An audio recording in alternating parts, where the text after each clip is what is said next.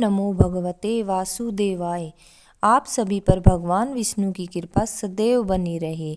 तो आज हम शुरू करेंगे माघ मास का चौथा अध्याय।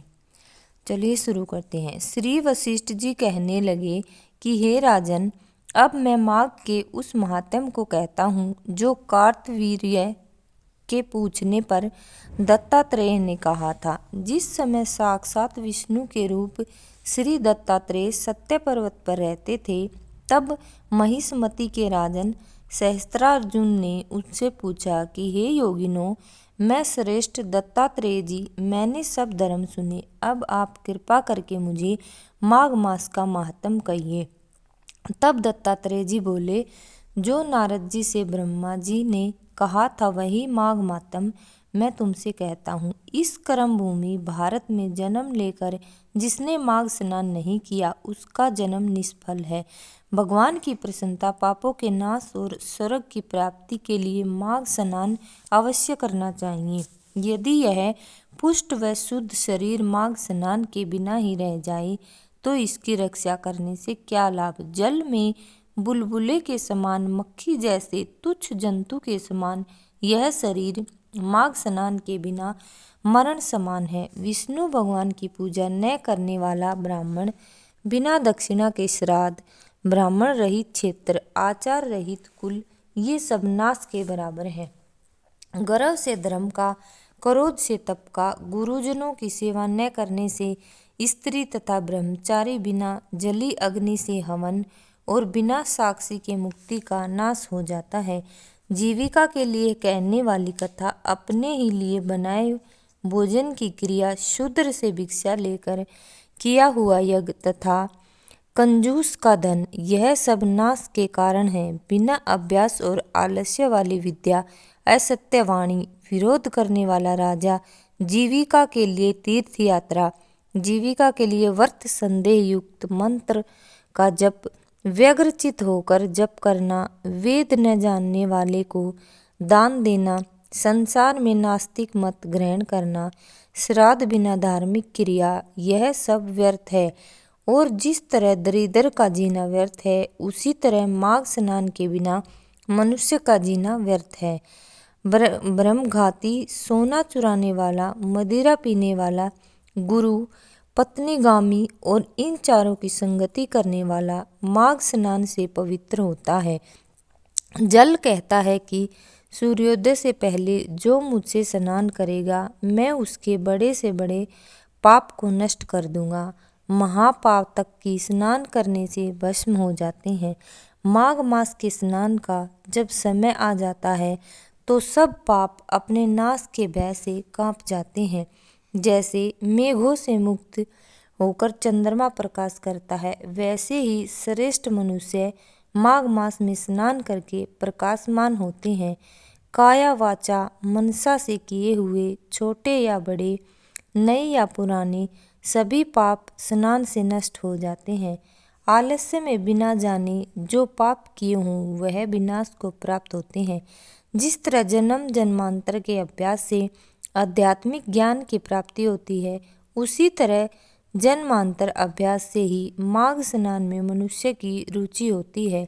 यह अपवित्रों को पवित्र करने वाला बड़ा तप और संसार रूपी कीचड़ को धोने की पवित्र वस्तु है। हे राजन, जो मनवांछित फल देने वाला माघ स्नान नहीं करते, वह सूर्य चंद्र के समान भोगों को कैसे भोग सकते हैं। तो ये सुना आज हमने माघ मास का चौथा अध्याय। अब हम सुनेंगे माघ मास की दूसरी कहानी।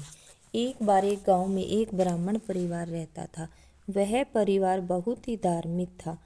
सभी लोग पूजा पाठ करते थे और सदा भगवान की सेवा में व्यस्त रहते थे।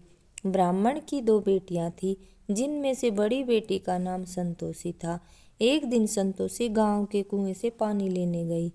जब संतोषी कुएं से पानी लेने गई तो उसने देखा कि वहां बहुत सारी औरतें इकट्ठी हो गई हैं और वह आपस में कुछ बात कर रही थी। तब संतोषी ने उनसे पूछा कि आप लोग यहाँ क्यों इकट्ठे हुए हो और किस विषय पर बात कर रहे हो। तब उनमें से एक महिला ने बताया कि हम माघ स्नान के लिए यहाँ आए हैं और उसके बाद ब्राह्मणी हमें कहानी सुनाएगी।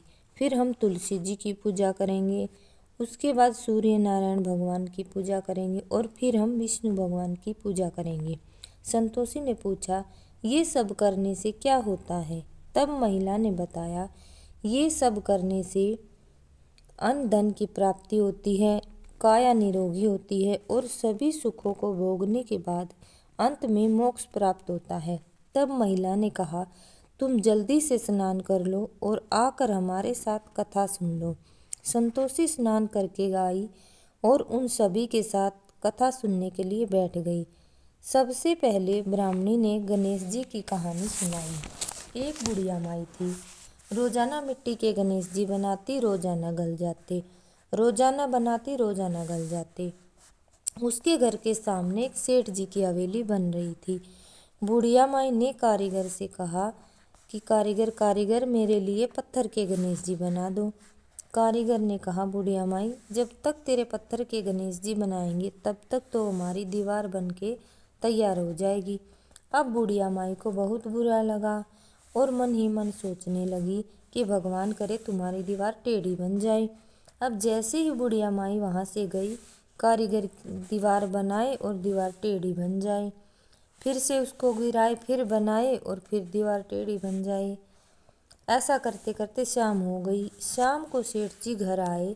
सेठ जी ने देखा आज कोई काम धंधा नहीं हुआ, तो सेठ जी बोले, आज कुछ काम नहीं किया? तो कारीगर ने कहा, काम तो बहुत किया, पर बार बार ये दीवार टेढ़ी हो जाती है।